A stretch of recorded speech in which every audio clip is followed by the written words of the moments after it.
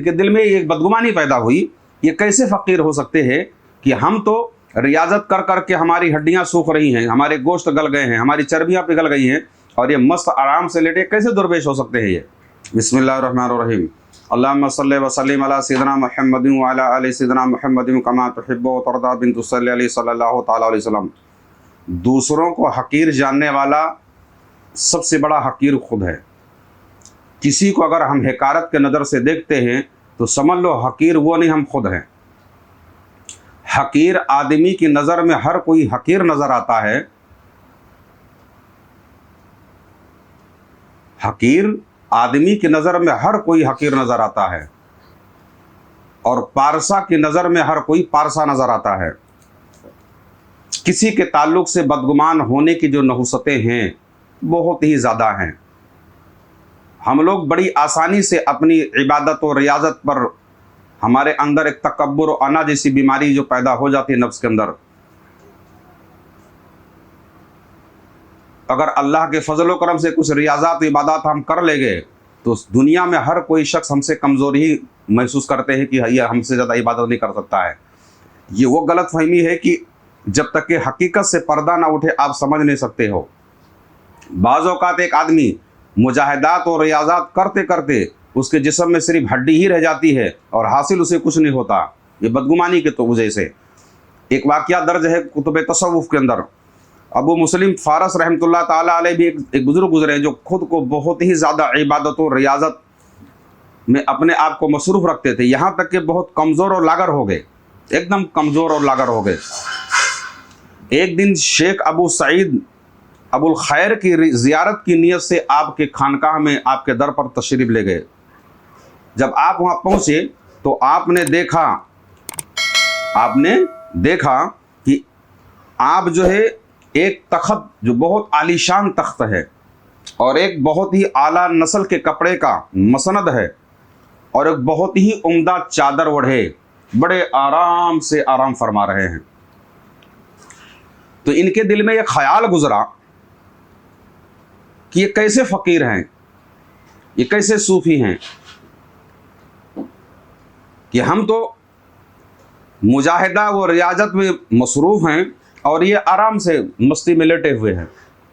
برابر ہے، ان کے دل میں ایک بدگمانی پیدا ہوئی، یہ کیسے فقیر ہو سکتے ہیں کہ ہم تو ریاضت کر کر کے ہماری ہڈیاں سوکھ رہی ہیں، ہمارے گوشت گل گئے ہیں، ہماری چربیاں پگھل گئی ہیں، اور یہ مست آرام سے لیٹے، کیسے درویش ہو سکتے ہیں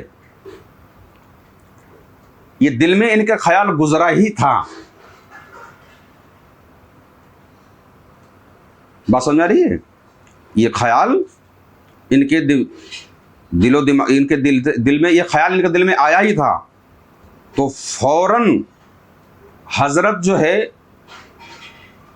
ان کے اس ارادے سے واقف ہو گئے۔ وہ سوچ رہے ہیں اور انہوں نے بھانپ لیا۔ یہ ہے کمال کا مرتبہ، سمجھ آیا؟ خود عبادت و مجاہدات کرنے والے جن کی ہڈیاں کمزور پڑ گئی ہیں ریاضت کر کر کے،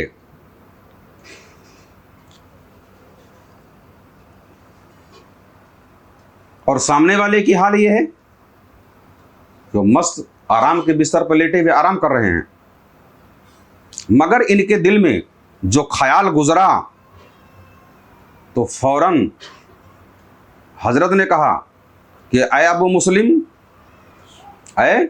مسلم تم نے کس کتاب میں پڑھا ہے کہ خود پسندی اور خود نمائی درویشوں کا سیوا ہے؟ تم نے کون سے کتاب میں پڑھا ہے کہ خود پسندی اور خود نمائی یہ درویشوں کا سیوا ہے؟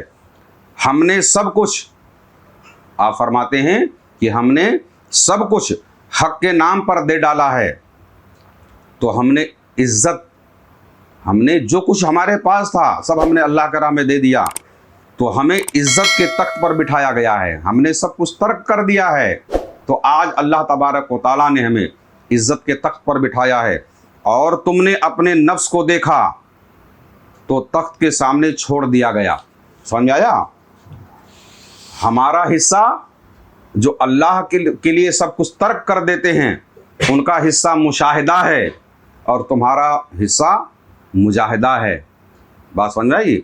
मुजाहिदात लाख करो, मुजाहिदात लाख करो और लोगों के लिए बदगुमानी दिल में लेके चलो, तो ये हासिल इससे कुछ नहीं होने वाला है।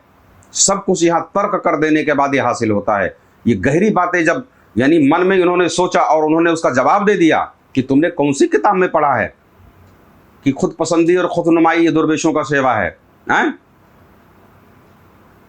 ये तो बिल्कुल तसव्वुफ के लिए जहर कातिल है। तो अबू मुस्लिम फरमाते हैं कि हज़रत का ये कलाम सुनने के बाद दुनिया की मेरे आंखों में अंधेरा सा छा गया। सारी दुनिया की रौनक हमारे लिए अंधेरे में तब्दील हो गई, सब हमें बेरौनक नज़र आने लगी और मेरा भरम खुल गया, मेरा भरम खुल गया। जो हमारी गलत फहमी थी उनके लिए वो दूर हो गई कि अभी हमने सोचा, उन्होंने फ़ौरन उसका जवाब दे दिया। जब मुझे होश आया तो मैंने माफ़ी चाही और हजरत ने मुझे माफ़ फरमा दिया। याद रखें कि किसी के ताल्लुक़ से बदगुमान वगैरह नहीं रहना चाहिए, समझ में आया? किसी के ताल्लुक़ से हमें बदगुमान बिल्कुल कतान किसी सूरत में नहीं होना चाहिए। हर एक को अपने आप से अफजल व आला ही समझना चाहिए, है ना?